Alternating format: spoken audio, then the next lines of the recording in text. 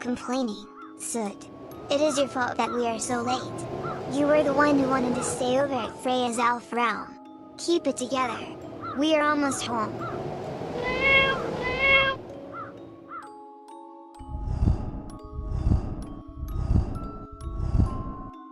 Phew. Finally, we are home. You must be very tired, Blackie. Would you like to stay for a while before you return to Freya's realm?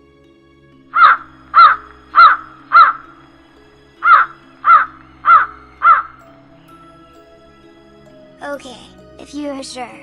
Thank you for being our guide home. Please tell Freya that I really appreciate her inviting me over to her house.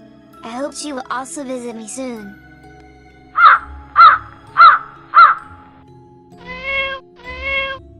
Blessed be. Have a safe flight.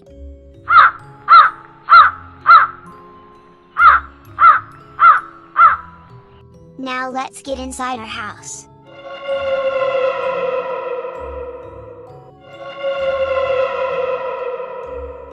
Welcome to American Girl Doll Horror Stories, where every Sunday, we will share a spooky story that will send shivers down your thorny spine. I am Gloomy Sunday and I am your new narrator. And of course, my cat, Soot. Yes, we still have to read a spooky story for tonight. We were not able to read one last week because we were on vacation. It is your fault since you were so busy stuffing your face with mice pie in Freya's house. Anyway, enough of that. Let me call my book of shadows so we can begin our spooky story of the night. By what creeps, what crawls, by what does not. Book of Shadows, dilly-dally not.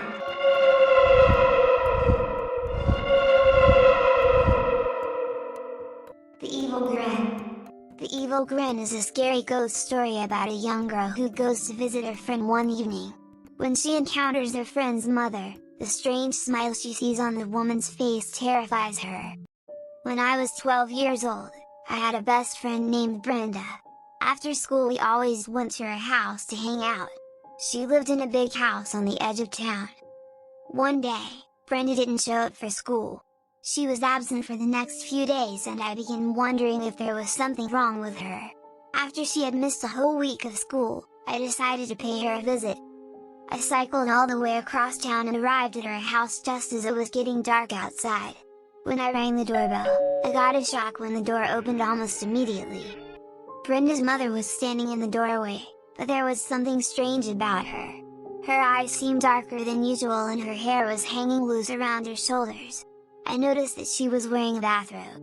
The most unsettling thing was the way she was grinning at me. She didn't say a word. She just stood there staring at me with an evil smile playing across her lips. "Is Brenda here?" I asked, nervously. She beckoned at me to come in and before I could say anything, she had slipped back into the darkened house.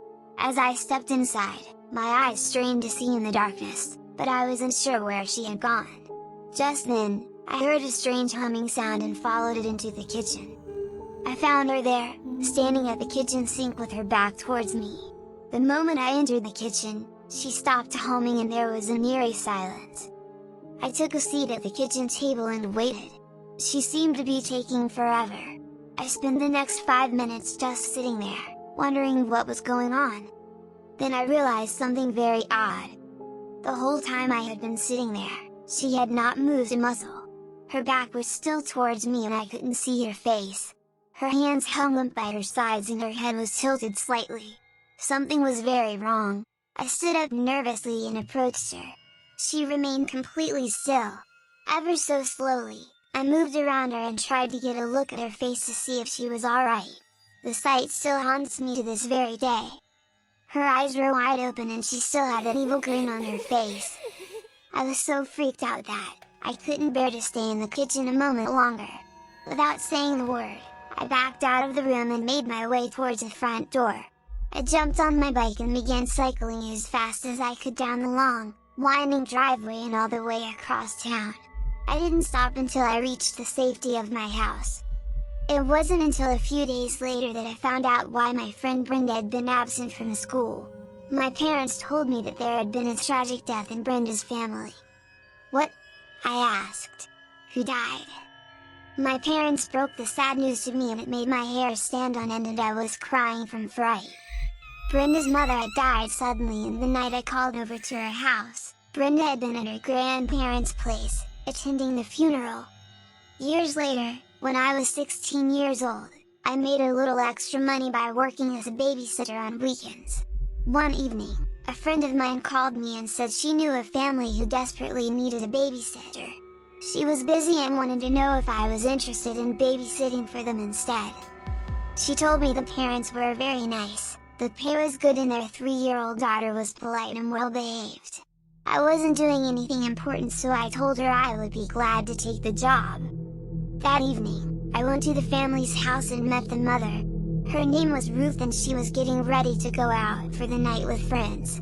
She mentioned that her husband was out of town on business and gave me some numbers to call if I needed to get in touch with her. The night went very easily. I made dinner for the little girl, gave her a bubble bath, then got her dressed for bed. I was around midnight when I heard the front door open and footsteps coming down the hallway.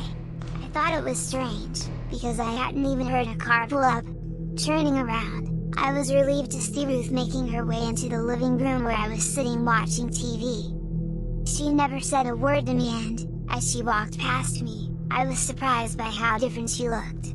Something about her eyes had changed and she was grinning from ear to ear. I felt a cold chill run down my spine. I knew that evil grin. I had seen it before, many years ago. Ruth sat at the dining table with her back turned towards me. Her hands hung limp by her sides. Her head was cocked to the left. She was humming to herself. "Ruth?" I asked, nervously. "Ruth, are you alright?" No answer. "Ruth, you're not alive anymore, are you?" Silence. With shaking hands, I quickly gathered my things and backed out of the room.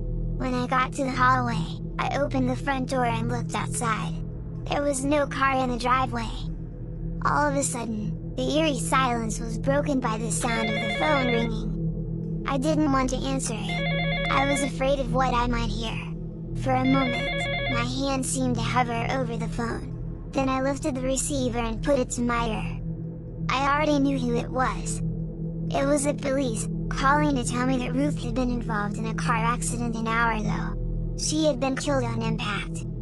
Tears were streaming down my face as I ran upstairs, grabbed Ruth's daughter from her bed and bundled her up in her blanket.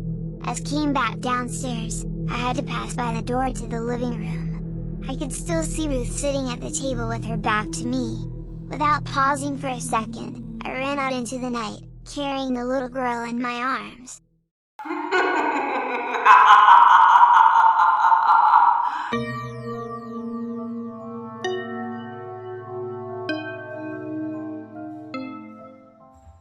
Sometimes the dead comes back because they need to pass on a message.